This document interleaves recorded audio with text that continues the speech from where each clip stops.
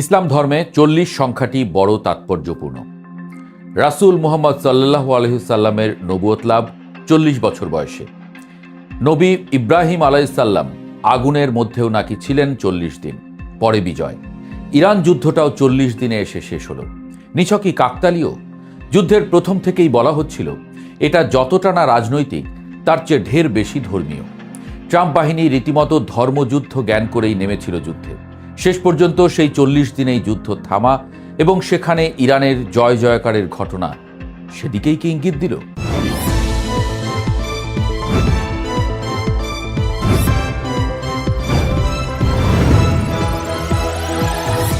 Russia বলছে যুদ্ধে পুরো দস্তুর জয় পেয়েছে ইরান। চীনের কথাও তাই। সারা বিশ্বই স্বাগত জানিয়েছে এই যুদ্ধবিরতিকে। ২০২৬ সালের ৮ই এপ্রিল যখন পারস্য উপসাগরের আকাশে বারুদের গন্ধ ছাপিয়ে শান্তির সাদা পায়রা ওড়ানোর ঘোষণা এলো, তখন হোয়াইট হাউসের সিচুয়েশন রুমে পিনপতন নীরবতা। ডোনাল্ড ট্রাম্পের দ্বিতীয় মেয়াদের সবচেয়ে বড় জুয়াটি যে এভাবে মুখ থুবড়ে পড়বে তা হয়তো মার্কিন সমরবিদরাও কল্পনা করতে পারেননি। যুদ্ধের প্রথম প্রহরে যখন ইসরায়েলি গোয়েন্দা সংস্থা মোসাদ দাবি করেছিল যে কয়েক ঘন্টার মধ্যেই তেহরানের পরমাণু স্থাপনাগুলো মাটির সঙ্গে মিশিয়ে দেওয়া হবে, তখন খোদ ওয়াশিংটনও ভেবেছিল এটা কেবল সময়ের ব্যাপার। কিন্তু সময় যত গড়িয়েছে, ইরানের এক একটি পাল্টা আঘাত পেন্টাগনের দম্ভকে তত বেশি ধূলিসাৎ করেছে। মস্কো থেকে পুতিন আর বেইজিং থেকে শি জিনপিং যখন তেহরানের অকুতোভয় প্রতিরোধের প্রশংসা করছেন, তখন স্পষ্ট হয়ে যায় যে পৃথিবীর ভূরাজনীতিতে এক নতুন মোড় ফিরে এসেছে। সংঘাতের শুরুটা হয়েছিল অত্যন্ত পরিকল্পিতভাবে। ট্রাম্প প্রশাসন আর নেতানিয়াহু জোট ভেবেছিল ইরানের অভ্যন্তরে অস্থিরতা সৃষ্টি করে তারা সহজেই রেজিম চেঞ্জ বা শাসন ক্ষমতার রদবদল ঘটিয়ে ফেলবে। কিন্তু মাটির গভীরে তৈরি ইরানের সেই মিসাইল সিটি বা ক্ষেপণাস্ত্র শহরগুলো থেকে যখন একের পর এক হাইপারসনিক ক্ষেপণাস্ত্র বের হয়ে আসছিল, তখন ইসরায়েলি আয়রন ডোম আর মার্কিন প্যাট্রিয়ট মিসাইল ডিফেন্স সিস্টেমগুলো স্রেফ খেলনায় পরিণত হয়।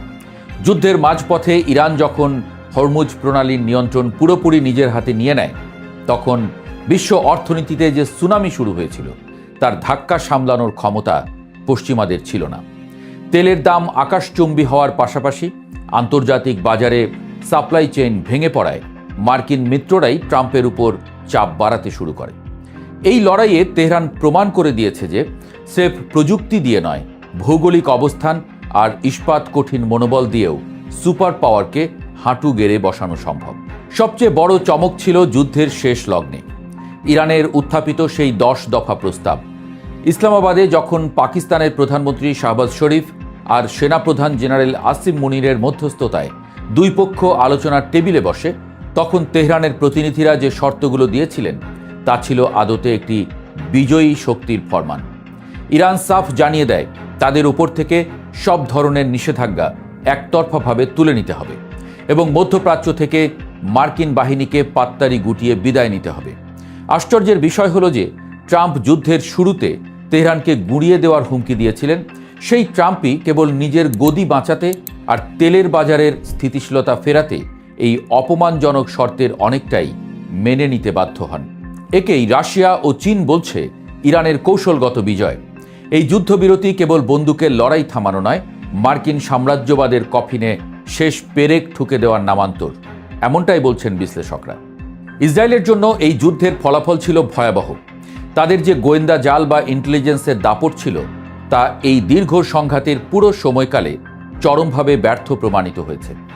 ইরানের ড্রোনের ঝাঁক যখন তেল আবিবের গুরুত্বপূর্ণ সামরিক স্থাপনায় আঘাত হানছিল, তখন মার্কিন সহায়তার উপর নির্ভর করা ছাড়া নেতানিয়াহুর আর কোনোই পথ ছিল না। অথচ ইরান একাই এই লড়াই চালিয়ে গেছে এবং তাদের প্রক্সি বাহিনীগুলো পুরো অঞ্চলকে আমেরিকার জন্য এক নরক বানিয়ে তুলেছিল। পেন্টাগনের উচ্চপদস্থ কর্মকর্তারা এখন স্বীকার করছেন যে ইরানের ডিফেন্স ইন্ডাস্ট্রিকে তারা যতটা দুর্বল ভেবেছিলেন, বাস্তবতা ছিল তার ঠিক উল্টো। তেহরানের তৈরি প্রতিটি ড্রোন আর মিসাইল যেন পশ্চিমা আধুনিক সমরাস্ত্রের সীমাবদ্ধতাকে চোখে আঙুল দিয়ে দেখিয়ে দিয়েছে।